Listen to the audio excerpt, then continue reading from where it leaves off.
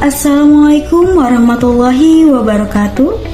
Om Swastiastu, Namo Buddhaya, salam kebajikan.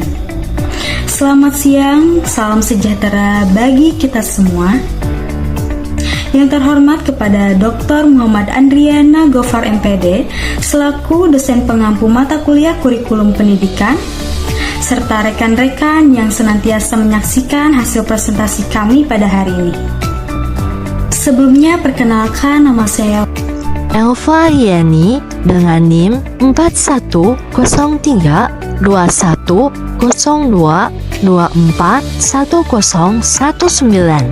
serta rekan saya Bagas Koro dengan NIM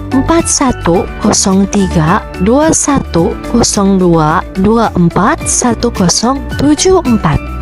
Kami akan memaparkan hasil laporan kami mengenai evaluasi kurikulum.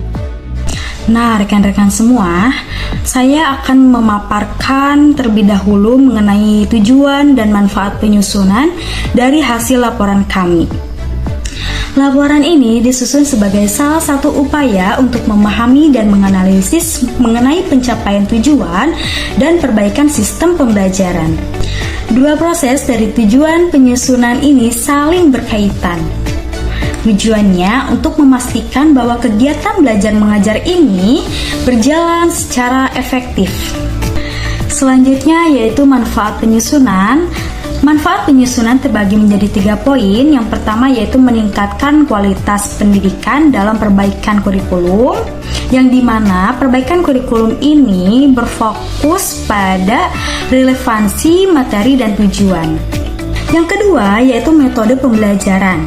Kita bisa menerapkan metode pembelajaran secara inovatif dan berpusat pada siswa. Nah, kita juga bisa melibatkan penggunaan teknologi, kemudian interaksi aktif dan umpan balik secara konstruktif. Manfaat yang ketiga yaitu pembelajaran siswa. Pembelajaran siswa akan menjadi efektif ketika mereka aktif, kreatif, dan didukung oleh guru agar mampu mengadaptasi metode sesuai kebutuhan individu mereka. Nah, sekarang kita sudah memasuki ke pembahasan inti. Ada 7 bagian yang akan kami bahas. Yang pertama yaitu pendahuluan, yang kedua yaitu pengertian, yang ketiga yaitu tujuan, yang keempat yaitu manfaat, yang kelima yaitu fungsi, yang keenam yaitu model, dan yang ketujuh yaitu prinsip dari evaluasi kurikulum.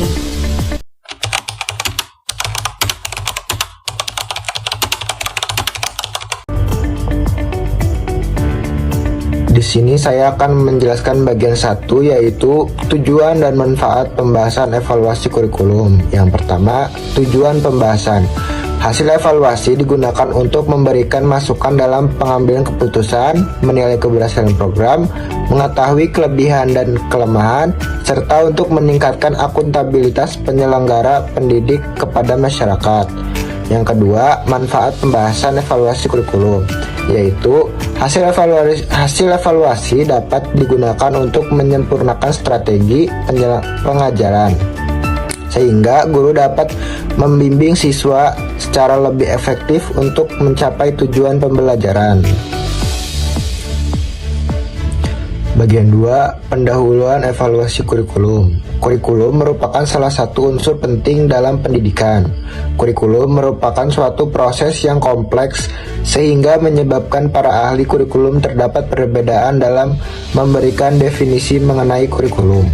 Kurikulum dalam dunia pendidikan mempunyai arti sejumlah mata pelajaran di sekolah atau di perguruan tinggi yang harus ditempuh untuk mendapatkan ijazah atau naik tingkat. Menurut Sutarto pada tahun 2015, bahwa acuan utama program sekolah adalah kurikulum. Sebagai suatu pedoman dalam pelaksanaan pembelajaran, kurikulum harus benar-benar siap untuk digunakan. Evaluasi kurikulum merupakan suatu kegiatan yang harus ditetapkan oleh tenaga pendidik dalam setiap pelaksanaan pembelajaran. Guru memerlukan instrumen evaluasi untuk melakukan suatu penilaian, menguji pemahaman peserta didik, dan mengetahui seberapa jauh proses pembelajaran tersebut telah tercapai hasil sesuai dengan tujuan yang ditetapkan. Evaluasi kurikulum merupakan penerapan prosedur ilmiah untuk mengumpulkan suatu data yang sesuai dan dapat diandalkan untuk mengambil suatu keputusan mengenai kurikulum yang sedang berjalan maupun yang sedang diterapkan. Selanjutnya yaitu tujuan evaluasi kurikulum. Tujuan evaluasi kurikulum terbagi menjadi 2 poin. Yang pertama yaitu evaluasi digunakan untuk efektivitas program, yang dimana proses ini untuk mengukur sejauh mana program berhasil, apakah ada identifikasi yang perlu diperbaiki, dan menyediakan informasi yang dibutuhkan untuk membuat suatu keputusan. Yang kedua yaitu evaluasi dapat digunakan sebagai alat bantu dalam pelaksanaan kurikulum. Tujuannya untuk memberikan data dan umpan balik diperlukan untuk memastikan bahwa kurikulum berjalan dengan efektif dan mencapai tujuannya. Manfaat evaluasi kurikulum secara umum dapat dikelompokkan berdasarkan sasarannya, yaitu ada 3. Yang pertama yaitu bagi guru. Bagi guru, evaluasi berguna untuk menilai sejauh mana proses pembelajaran yang telah dilaksanakan, apakah berhasil atau tidak. Yang kedua, bagi pengguna kebijakan, evaluasi kurikulum berguna untuk menilai sejauh mana kurikulum itu telah dilaksanakan oleh semua sekolah. Yang ketiga, bagi orang tua dan masyarakat, evaluasi kurikulum berguna untuk menilai dan mengukur sejauh mana kurikulum yang telah dilaksanakan itu menunjukkan hasil nyata sesuai dengan harapan dan aspirasi para orang tua dan masyarakat. Selanjutnya yaitu fungsi dari evaluasi kurikulum. Evaluasi dapat digunakan sebagai upaya peningkatan pengetahuan peserta didik dalam meningkatkan kualitas yang ada pada kurikulum yang sedang berjalan, karena di dalamnya terdapat unsur penilaian. Selanjutnya yaitu ada 3 model dari evaluasi kurikulum. Yang pertama yaitu menentukan tujuan kurikulum, yang dimana proses ini melibatkan identifikasi, kemudian pengelompokan, dan perumusan tujuan secara spesifik yang mengarah pada pengembangan potensi siswa, kemudian pembentukan karakter, dan peningkatan kompetensi pada siswa.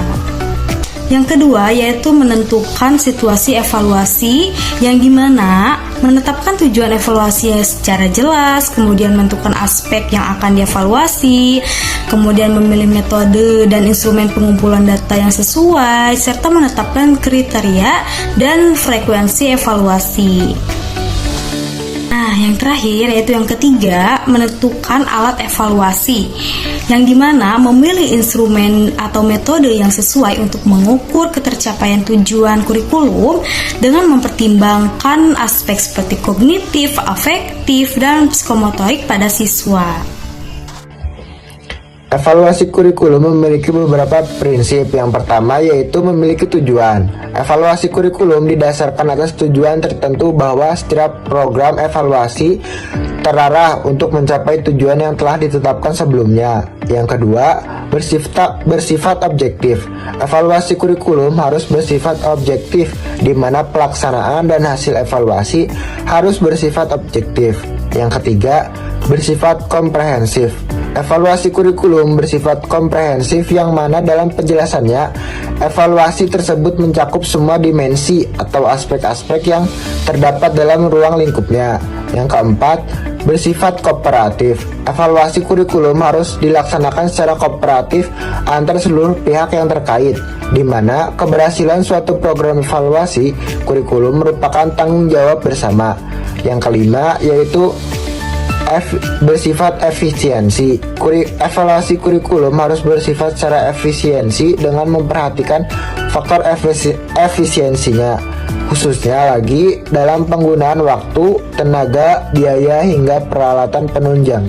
Kesimpulan dari evaluasi kurikulum adalah langkah yang terstruktur untuk memastikan bahwa kurikulum tetap relevan, kemudian efektif, dan sejalan dengan perkembangan masa.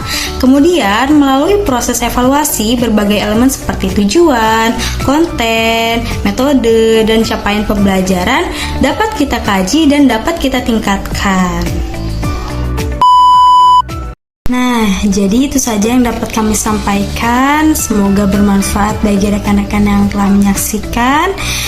Mohon maaf bila ada salah kata. Wallahu muwaffiq ila aqwamit thoriq. Wassalamualaikum warahmatullahi wabarakatuh.